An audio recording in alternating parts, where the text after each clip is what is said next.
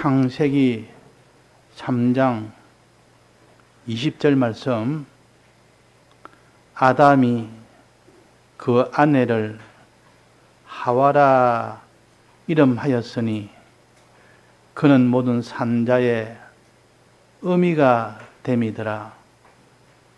여호와 하나님이 아담과 그 아내를 위하여 가죽옷을 지어 입히시니라. 여호와 하나님이 가라사대, 보라, 이 사람이 선악을 아는 일에 우리 중 하나같이 되었으니 그가 그 손을 들어 생명나무 실과도 따먹고 영생할까 하노라 하시오. 여호와 하나님이 에덴 동산에서 그 사람을 내어 보내어 그의 근본된 토지를 갈게 하시니라.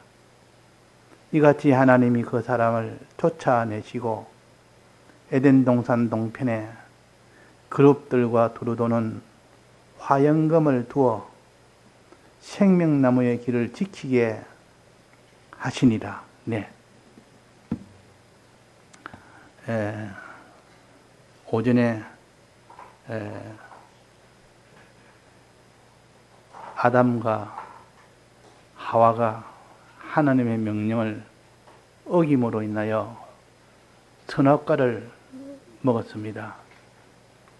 그 값으로 저주를 받고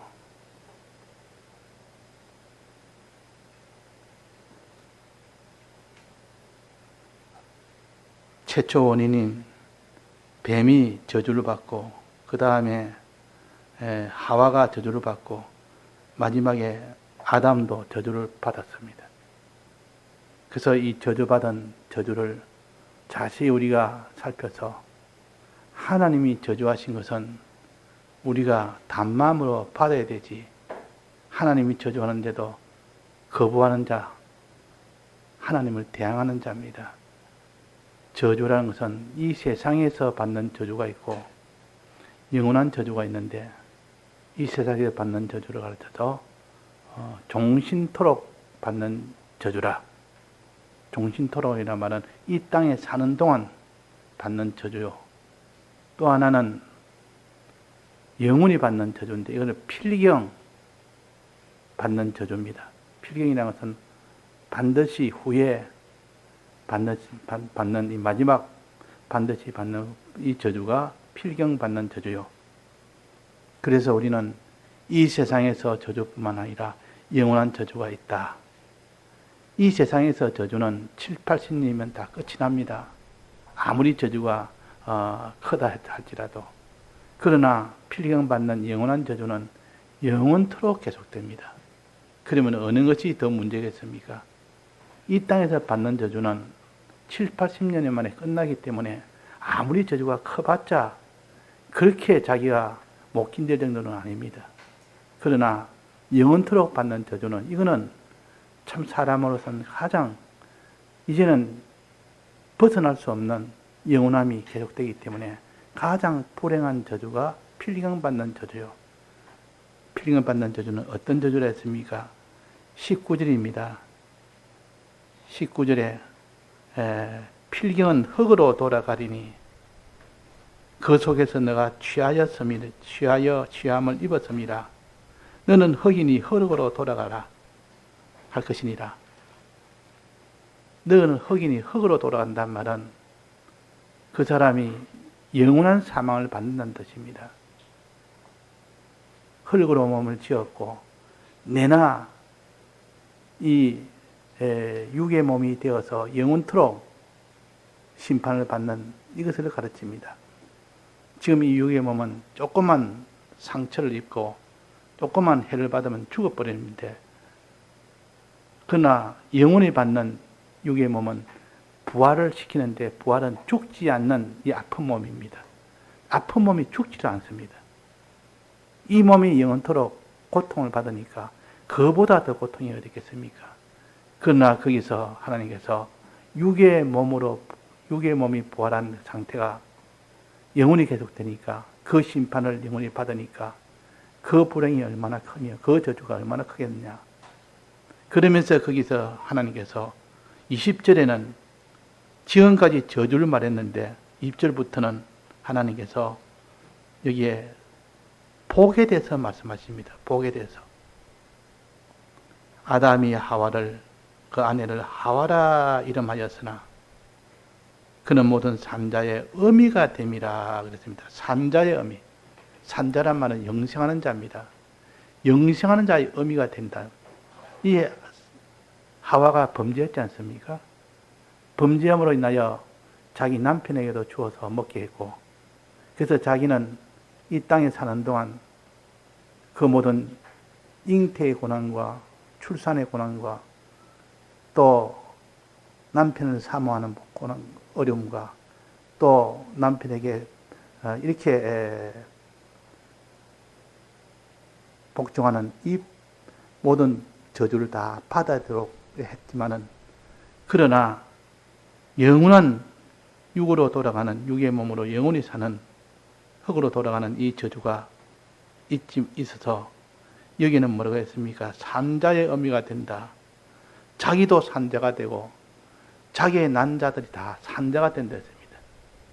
그래서 하나님께서 이 하와를 불쌍히 여기셨고, 또 아담은 어떻게 했습니까? 아담은 산자의 아비가 되는 겁니다. 왜? 남편이니까. 산자의 어미가 된다는 말은 남편은 산자의 아비가 된다는 뜻 아닙니까? 이건 아담과 하와에게는 산자의 그 부모가 되도록 그런 복을 주십니다. 그래서 여기에 하와라 이름하였으니 그의 이름은 산자의 어미라. 창세기 17장에 보면 아브라함을 가르쳐서 열국의 아비라 그랬고, 사라를 가르쳐서 열국의 어미라 했습니다. 내나 이걸 가르칩니다. 열국의 어미. 자기 하나만 이렇게 잘 되는 것도 좋지만 자기 자손이, 많은 자손이 다 열왕의 왕이 되고 열국의 아비의 어미가 돼 열국의 왕이 되니까 이거보다 더 복이 어디 있습니까? 하나님은 왜 이렇게 복을 주었을까요? 왜 아담과 하와가 범죄함으로 인하여 그에 대한 저주를 받는데 영원한 사망까지 다 받는 것이 확정이 됐는데 하나님께서 왜 이렇게 복을 줬을까? 이런 복은 왜 줬을까?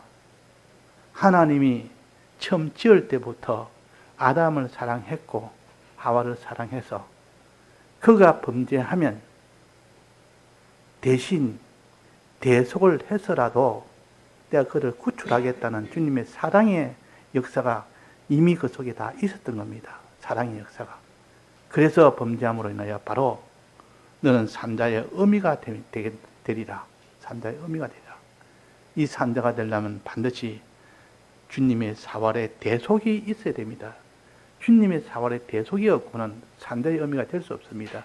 영생이라는 것은, 생명이라는 것은 죄가 없어야 되고 의가 있어야 됩니다. 죄 없는 자가 되려면 사죄의 공로가 있어야 되고 의가 있어야 되려면 칭의 공로가 있어야 됩니다. 그래서 예수님이 신인 양성 1위로 오셔서 십자가에 죽고 부활하신 이 공로가 아니면 절대 불가능합니다. 산자의 어미는. 자기가 산자도 되지 않고 산자의 어미까지 되는 것은 이건 불가능한 일인데 하나님께서 산자의 어미가 되게 해주겠다 해놓고 아담과 아내를 위해서 가죽옷을 지어 입히시니라 그랬단 말이에요. 이 가죽옷을 가르쳐서 뭐라 했습니까? 사활의 대속을 가르칩니다. 양을 잡아서 피를 흘리고 죽이면 이제는 죽으면 그 모든 몸을 각을 떱니다. 그 불에 태우기 위해서 각을 뜨면서 가죽을 다 벗깁니다. 가죽은 그는 다 제사장이 가져가도록 그렇게 합니다. 이 가죽 가지고 여러 가지 천막도 만들고 여러 가지 하는데 이 가죽옷을 옷도 해 입습니다. 이 가죽옷을 옷을 해 입는데 그렇게 가죽옷은 곧 주님의 사활의 대속이라 짐승을 잡아서 피 흘리고 죽고 난 뒤에 죽임으로 인하여 남은 그 가죽을 가지고 옷을 해 입혔으니까 사활의 대속을 입혀준 겁니다. 옷을 입혀줬단 말은 사활의 대속을 입혀준 겁니다. 지어 입히시니라.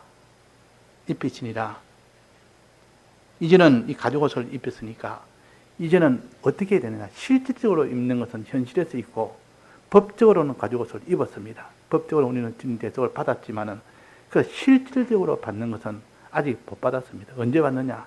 현실에서 이것을 행할 때 주님의 대속을 실상으로 받게 됩니다.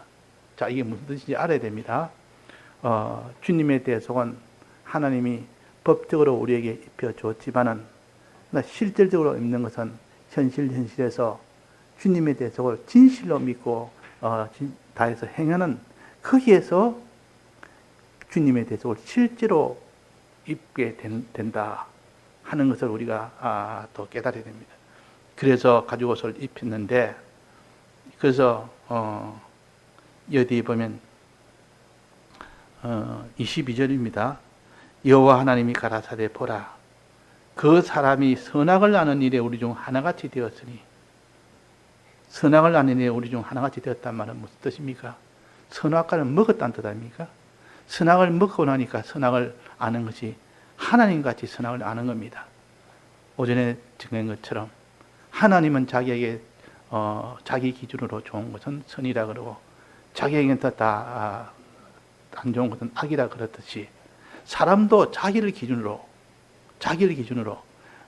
사람 기준으로 내게 좋으면 선, 자기에게 싫으면 악, 하나님같이 똑같이 선악을 안다 이런 뜻이지 그 선악의 자체 절대적으로 똑같은 뜻이 아니요.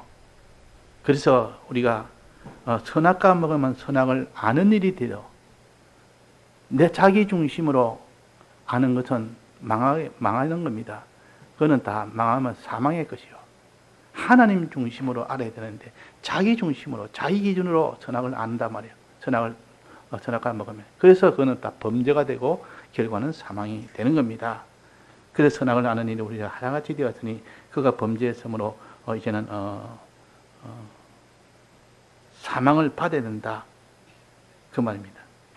이제 사망을 받아야 되는데 이 선악과를 따먹고 난 뒤에 그가 손을 들어 생명나무 실과도 따먹고 영생할까 하노라 하시고, 선악과 따먹어서 사망을 선고를 받았는데 이 아담이 다시 생명나무 실과를 따먹고 생명나무 실과를 먹으면 영생합니다. 영생할까 해서 이거는 선악과 먹었으니까 사망에 있는 곳에 보내야 되는데, 그래서 사망의 곳에 보내는 것을 가르쳐서 에덴 동산에서 그 사람을 내어보내요. 쫓아내요. 에덴 동산에 쫓아내야 됩니다. 왜? 선악과를 먹었기 때문에, 그 죄를 지었기 때문에 쫓아내야 됩니다. 영원한 사망 속에 보내야 됩니다. 그래서 에덴 동산 안에는 그거는 살기 좋은 참 이런 곳이요. 그러나 에덴 동산 바깥에는, 그는 땅에 있는 땅 바깥에는, 거기는 수고하여 땅을 경작하여 수고해야만 먹고 살 수 있는 그런 힘든 곳입니다. 힘든 곳. 하나님께서 선악과를 따먹을까 싶어서 그 에덴 동산을 쫓아낸 겁니다. 쫓아내버리면 선악과 못 먹을 거 아닙니까? 어떻게 죄진 자에게 또 선악과를 먹게 해서 그가 또 영생할 수 있도록 만들겠습니까? 하나님 심판을 받았는데요. 그래서 하나님께서 쫓아냈다. 쫓아냈는데 이제는 그 에덴 동산 바깥에서 수고함으로 이제는 먹고 사는 그 일을 겨우겨우 유지할 수 있지만은, 문제는 다시 또 이 쫓아낸 아담 하와가 그게 다시 에덴 동산에 들어오려고 호시탐탐 노리다가 몰래 들어와서 에덴 동산의 생명과실을 따먹으면 이거는 하나님 법이 깨지니까 문제가 되니까 하나님께서 그게 보초를 둘이 세웠습니다. 보초를 둘이 못 들어오도록 딱 막는 보초를 둘이 세웠단 말이에요. 그 보초 이름이 뭡니까? 하나님이 그 사람을 쫓아내시고 에덴 동산 동편에 무엇을 두어서 생명나무의 길을 지키게 하시니라 그랬습니다. 무엇을 두어서 생명나무를 따먹지 못하게 지켰다. 첫째는 뭐랬습니까? 에덴 동산 동편에 그룹들과 두루도는 화영금을 두어 생명나무의 길을 그것들 가지 못하도록 딱 보초로 세워서 막았다 그 말이에요. 막았다 말. 이거는 이 그룹과 화영검에 대해서 이 보초를 채웠기 때문에 이걸 뚫지 못하면 결코 그는 생명과실을 먹을 수 없도록 해놓은 겁니다. 그러면 생명과실을 먹을 수 있는 길은 뭐겠습니까? 이 두 보초를 뚫고 들어가야 됩니다. 이 두 보초를. 이 그룹을 뚫고 들어가야 되고 화영검을 뚫고 들어가야만 생명나무의 길을 걸을 수 있고 도달할 수 있고 거기서 생명과실을 먹을 수 있다 그 말입니다. 그러면 하나님께서 이 그룹들과 두루두루 화영검은 무엇을 가르칠까요? 지금 우리에게 무엇을 가르칠까요? 그룹은 결론부터 말하자면 성령의 은혜를 가르칩니다. 두루두루 화영검은 화영검 다른 말로 불로 불타는 검이라는 뜻이요. 불이 확 타는 검이라. 그래 불칼이라 다른 말로 불칼이라 하기도 하고 화영검이라고도 합니다. 그 불칼이 공중에 빙빙 돌아서 그를 뚫을 자가 없습니다. 그 뚫고 가면 그 불칼이 바로 그 사람 바로 칼로 찔러버리기 때문에. 또 그룹은 천사인데 원래는 이름이 천사입니다. 천사인데 성령의 역사는 천사를 통하여 역사하기 때문에 그래서 보통 그룹들과 이럴 때는 성령의 은혜라 그렇게 우리가 알 수가 있습니다. 또 화영검은 말씀의 은혜라. 말씀의 은혜라. 성령의 은혜를 도움받고 말씀의 은혜의 도움을 받으면 너는 생명나무의 길을 뚫고 들어갈 수 있다. 그러나 그 도움을 받지 못하면 생명나무의 길을 딱 막아서 아무도 못 가게 다 막아버립니다. 그러니까 이 두 보초, 이 그룹이라는 천사의 이 모든 방어를 뚫고 들어가야 되고 또 화영검이나 불칼이라는 이런 말씀의 은혜를 뚫고 들어가야 됩니다. 말씀을 뚫고 들어가야 됩니다. 그러니까 아무도 못 들어간단 말이에요. 아무도. 누가 들어가야 되냐? 이 죄인이 이렇게 들어오지 못하도록 막는 이 두 가지가 에덴 동산 동편에 있기 때문에 아무도 들어가지 못하게 했다. 자, 그러면 이 그룹은 성령의 은혜인데 성령이 역사할 때 이 천사들을 붙들고 역사합니다.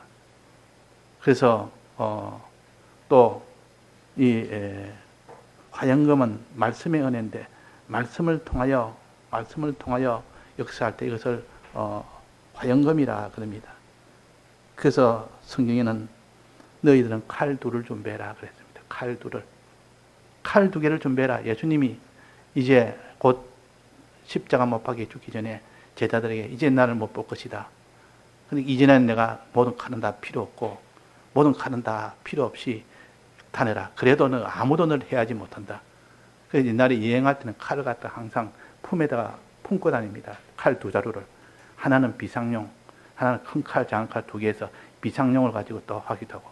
그래서 곰이나 사자나 나타나면 이 칼을 빼가지고 방어를 합니다. 또 호신을 합니다. 근데 큰 칼, 작은 칼 두 칼을 항상 품에 다니라. 다닐 필요가 없다. 하나님 널 지켜줄 거다 하고 보험 전할 때 그렇게 제자를 다 가르치다가 이제 예수님이 마지막 십자가에 못 박혀 줬을 때 이제 내가 떠나고 나면 너희들이 복음을 전할 때는 그때는 칼이 필요하다. 칼 두 자루를 꼭 가져다니라. 예. 그래서 이게 베드로가 제 품에는 칼 두 자루가 있습니다. 칼 두 자루 진짜 칼 두 자루 품에다 꼽아가지고 이 두 자루 있습니다. 그러면 족하다. 그랬다면. 근데 그때까지만 해도 베드로는 이 칼은 진짜 칼인 줄 알았고 예수님은 또 예수님대로 다른 칼로 지금 계산을 했습니다. 그래가지고 나중에 예수님이 겟세마네 동산에서 기도하다가 이제 잡으러 몽키를 잡고 들고 와서 예수님 잡으러 옵니다. 그러니까 베드로가 말하기로 이때 사용해라고 칼 두 자루를 내게 준비해라 했구나 해서 칼 두 자루를 빼가지고 그 칼로 가지고 그 예수님을 잡아가는 그 말고의 귀를 갖다가 그 병졸의 귀를 잘라내버려. 잘라내니까 자기는 잘했다고. 이 칼 정말 필요할 때 쓴다. 예수님이 잡혀갈 때 내가 칼을 갖다 이렇게 잡아서 말고의 귀를 자르니까 얼마나 참 이게 참 예수님 말씀이 참 성견지명이 있는 말씀이냐 생각했는데 예수님은 베드로를 나무랍니다. 책망하면서 너 칼로 서는 자는 칼로 망한다. 칼을 넣어라. 칼집에 넣어라. 하고 그 귀를 자른 그 말고 귀를 다시 붙여주면서 그래서 이 칼은 그런 칼이 아니다. 내가 말하는 칼은 진리의 칼이요 성령의 칼이라. 이제는 진리의 칼을 너는 호좀 너 주머니에 넣고 성령의 칼 검 둘을 너는 가지고 여행을 해라. 이거 가지고 복음을 전해라 그랬습니다. 그래서 이 은혜 중에 진리의 이 은혜가 크고 성령의 은혜가 크다는 것을 이게 또 가르칩니다. 그래서 히브리서 4장 12절에 보면 이런 말씀이 있습니다. 하나님의 말씀은 살았고 운동력이 있어 좌우의 날선 어떤 검보다도 그렇습니다. 하나님의 말씀은 좌우의 날선 어떤 검이라 했습니다. 하나님의 말씀의 검은 말씀의 검이요. 또 에베소 6장 17절에 보면 구원의 투구와 성령의 검 곧 하나님의 말씀을 가지라. 하나님의 말씀과 성령의 검, 이 두 검을 가르칩니다. 그래서 지금 그룹주가 두루두는 화영검이요. 또 그 다음에 보면 누가복음 22장 38절에 보면 주여, 아까 말씀드린 것처럼 베드로가 주여 검둘이 여기 있나이다. 그러면 대답하여 예수님이 족하라 하였다. 이 검둘은 실은 진리의 말씀과 성령의 이 은혜를 가르친다 하는 것을 가르칩니다. 또 출애굽기 25장 22절에 보면 속죄소에 대해서 가르칩니다. 지성소 안에는 법궤가 있고 법궤 위에는 법궤 뚜껑인 속죄소가 있고 속죄소 위에는 그룹이 두 그룹이 마주보며 날개를 이렇게 편 그룹이 있다 하는 것을 형상적으로 이렇게 만들어라 이렇게 했습니다. 그것은 뭐냐? 속죄소의 은혜를 받으려면 법궤에 있는 하나님의 말씀의 은혜를 가져야 되고 또 그 속죄소 위에 있는 그룹 사이에 있는 거기에 거하면 너는 속죄소의 은혜를 받을 수 있다는 것이죠. 즉 그룹은 성령의 은혜요.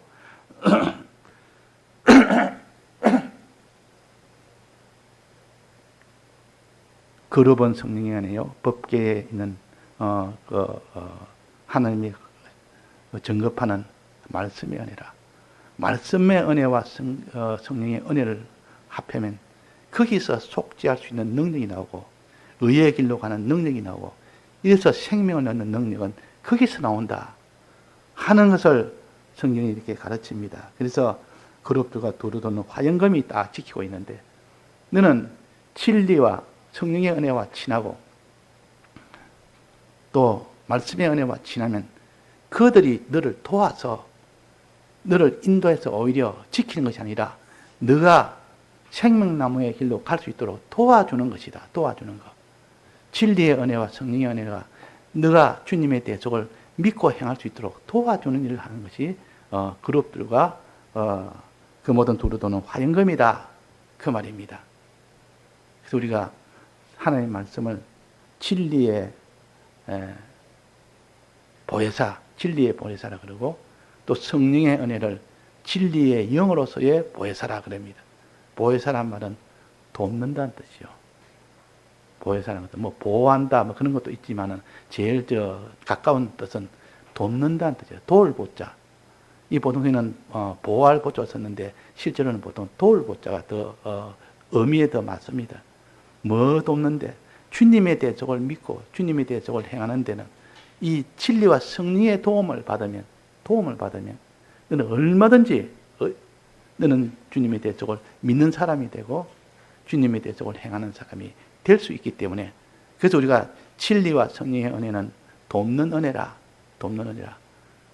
실제로 여기는 막는 이런 방어의 이 모든 보초같이 보이지만 실제로는 이 진리와 은혜를 돕는 은혜라. 우리와 그래서 위에 있는 가죽옷의 은혜, 즉 대속의 은혜. 여기에 또 24절에 그룹들과 두루도는 화영검의 은혜. 즉 이거는 진리와 성령의 은혜라. 그러니까 피리와 성령과 진리의 은혜가 이 세 가지가 합쳐져서 주님의 대속을 알고 믿고 행할 수 있는 사람이 되는 겁니다. 그러면 생명과실의 나무를 따먹을 수 있다. 이게 구원의 방편이에요. 그러니까 20절 이전 19절까지는 다 저주로 하나님이 가르쳤지만 이제는 20절부터는 이 저주 속에 하나님이 긍휼히 여기서 그에게 가죽옷의 은혜와 산자의 의미가 되는 이 소망과 또 여기에 그룹들과 화영금이라는 진리와 성령의 은혜까지 주어서 능히 우리가 다 생명과실의 나무를 따먹을 수 있도록 주워 먹을 수 있도록 낙원에 있는 이 생명나무의 과실을 주어 먹게 하리라 그랬지 않습니까? 그러니까 우리가 이런 생명나무의 과실은 비록 우리는 다 선악과 먹은 죄인이지만은 여기서 이제는 속죄소로 먼저 들어가서 속죄함을 받고 난 뒤에는 의의 길로 들어가서 그 의의 사람이 되고 나면 그 사람은 이제 영생을 얻는 겁니다. 영생이라는 것은 이 땅에 사는 것이 아니라 영원히 에덴 동산에서 천국에서 영원토록 사는 곳인데 거기는 경제가 하는 일이 없습니다. 그 양식을 위해서 수고한 일이 없습니다. 그는 오직 왕노릇 하는 것뿐이에요. 왕노릇. 많은 민족에게 양식을 나눠주는 일. 양식을 수고 없이 다 공급받아서 그 양식을 먹으며 그 양식을 다 나눠주는 그 일을 하는 것이 에덴 동산에서 하는 생명과실을 먹는 일이요. 생명과실. 이런 소망이 우리 속에 있습니다. 비록 우리는 다 원죄와 본죄로 영원히 죽을 수밖에 없는 인생인데 하나님의 속죄소에 은혜를 먼저 베풀고 칭의의 은혜를 베풀어서 그에게 죄 없는 의인으로 만들어서 이렇게 생명과실로 먹어서 영생할 수 있는 이런 자리에 되도록 하는 것이 우리 소망이니까 우리가 참 복 있는 사람이요. 이런 소망으로 가지고 오늘도 우리가 이 소망을 버리지 맙시다. 산자의 어미가 되고 산자의 아비가 되는 이 소망이 있다 그 말이에요. 만약 이 소망을 주지 않았다면 우리는 어떻게 됩니까? 그냥 육의 몸이 있은적 마지막 흙으로 돌아가는 겁니다. 흙으로. 육의 몸으로 돌아가는 겁니다. 그러나 이 소망이 있으니까 우리 몸을 신령한 몸으로 다 변화시키는 것이 주님의 대속과 피와 성령과 진리라. 이 은혜가 우리의 모든 육의 이 몸이 신령한 몸으로 다 변화시켜주는 것이라 그랬습니다. 이 생명과실이라. 자, 오늘도 우리가 하나님 앞에 이렇게 미혹을 받음으로 인하여 무슨 저주받는 이런 우리가 되지 않도록 먼저 이게 대해서 우리가 교훈으로 삼아야 됩니다. 미혹을 받아서 저주받은 하와가 이름을 하와라, 이름을 여자라 그랬습니다. 여자. 처음에 하와의 이름은 여자였습니다. 여자가 지을 때는 하나님이 아담을 돕게 하기 위해, 신앙적으로 돕게 하기 위해 지었는데 하와가 어리석게 그 뱀에게 미혹을 받았습니다. 미혹을 받아서 오히려 아담을 미혹을 했습니다. 아담을 미혹해서 범죄하도록 만드는 그 일을 함으로 인하여 아담도 저주받고 하와도 저주받고 뱀도 저주받고 다 저주받았다. 이 저주받을 때 하나님이 이 저주 마지막에 하와 여자를 너 이름을 하와라 해라. 이름을 하와라고 해라. 내가 너를 산자의 의미로 세우겠다. 이 하나님의 소망의 복을 주신 겁니다. 소망의 복. 우리가 바로 원죄와 본죄로 죽은 우리에게 이 소망을 주신 겁니다. 너 이름을 하와라 해라. 내가 너를 산자의 의미와 산자의 아비로 주겠다. 너로 인하여 많은 자가 살아나고 그 산자가 돼서 그 산자의 의미 아비가 되고 열왕이 되고 열국의 아비가 되는 그런 너가 되도록 해주겠다는 거죠. 이게 얼마나 큰 소망입니까? 이 소망을 이루기 위하여 예수님이 가죽옷을 첫째 입히시고 그 다음에는 그룹과 그 모든 두루도는 화영금을 도움을 주어서 피와 성령과 진리의 은혜로 우리가 생명과실을 따먹을 수 있는 이 기회를 주신 겁니다. 현실에서 이 기회를 주셨지만은 누가 이 가죽옷의 이 은혜와 이 그룹의 은혜와 이 화영금의 은혜를 누가 받아서 이렇게 사느냐 하는 것은 각자 자기 자유입니다. 이 땅에 사는 것은 자 이렇게 살아도 하나님은 심판만 가지고 있지 간섭하지 않습니다. 저렇게 살아도 간섭하지 않습니다. 그러나 하나님은 마지막 반드시 이렇게 은혜를 세 가지 은혜 주었는데도 이 대속을 믿지 않고 행치 않으니까 너는 그때는 영원한 불못입니다. 그때 이 구원을 생명과시를 얻지 못하면 한번 기회를 주었는데도 얻지 못하면 그때는 영원한 불못이 됩니다. 영원한 불못. 자, 그래서 믿는 자의 영원한 불못은 우리의 심신이 영원한 불못에 가게 됩니다. 심신이. 우리의 몸은 가지 않고 우리의 몸과 영은 가지 않습니다. 그러나 우리의 심신의 기능은 아무리 믿는 자라도 이렇게 기회를 주었는데도 피와 승리와 진리를 다 입혀서 피해를 주었는데도 그렇게 살지 않았으면 그는 영원한 그런 사망을 받게 됩니다. 자, 오늘도 우리가 이런 하나님 말씀의 전체를 또 이렇게 창세기 3장을 통하여 이렇게 범죄하는 이후에 저주받는 저주 이후에 하나님의 복으로 또다시 복구해 주시는 이 은혜를 생각하고 이 은혜의 마지막은 이제 기회는 한 번뿐입니다. 현실에서 남은 한 번뿐이요. 다시 기회는 없습니다. 그래서 우리가 빨리 회개하고 빨리 의의 길로 나아가는 우리가 되도록 해야겠습니다. 다 같이 통성으로 기도하시겠습니다.